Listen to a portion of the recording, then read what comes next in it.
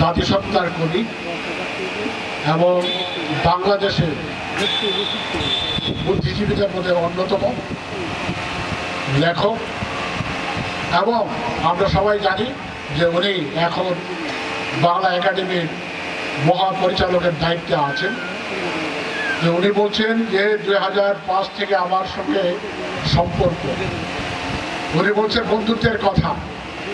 আমরা প্রচলিত ভাষায় কথা বলি, যদি থাকে বন্ধুর মন গাম পার হইতে কতক্ষণ। আমি যখন ওনাকে মোবাইল করেছিলাম যে আপনি কি আমাদের এই অনুষ্ঠানে আসতে পারবেন কিনা, তখন উনি ছিলেন কক্সবাজারে। উনি ছিলেন কক্সবাজারে, 2 দিনের একটা প্রোগ্রাম ছিল ওখানে। উনি বললেন আমাকে যে ফাদার আপনি আমাকে 1 দিন সময় দিন, এরপর আমি আপনার ওখানে যেতে পারবো কি পারবো না তা দেব। তা আমি বন্ধুত্বের খাতিরে, সম্পর্কের খাতিরে এবং আমাদের ভিতরে যে একটা আন্তরিকতা আছে, এই দাবি নিয়ে ওনাকে আমি বলেছিলাম যে আপনি আমাকে 2 দিন নয়, আপনি 2 ঘন্টার ভিতরে আমাকে দয়া করে আপনার প্রোগ্রামটা জানিয়ে দেবেন। তো উনি ঢাকায় মোবাইল করে আমাকে জানিয়ে দিলেন যে আশা করি থাকতে পারবেন।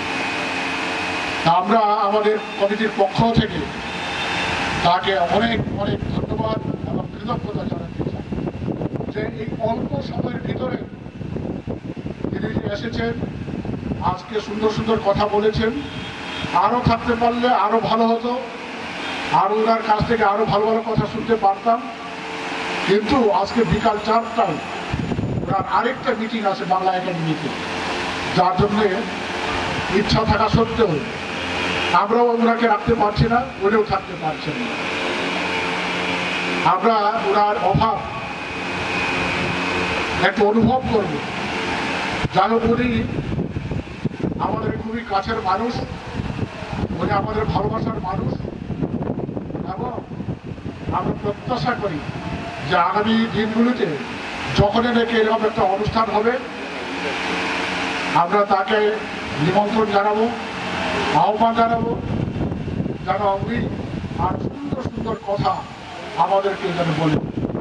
কমিটির পক্ষ থেকে তাকে অনেক অনেক ধন্যবাদ এবং কৃতজ্ঞতা জানাই। এবং আপনার যাত্রা শুভ হোক, নিরাপদ হোক, আনন্দদায়ক হোক, এই কামনা করে আমরা আপনাকে আপাতত বিদায় দিচ্ছি। সবাইকে ধন্যবাদ।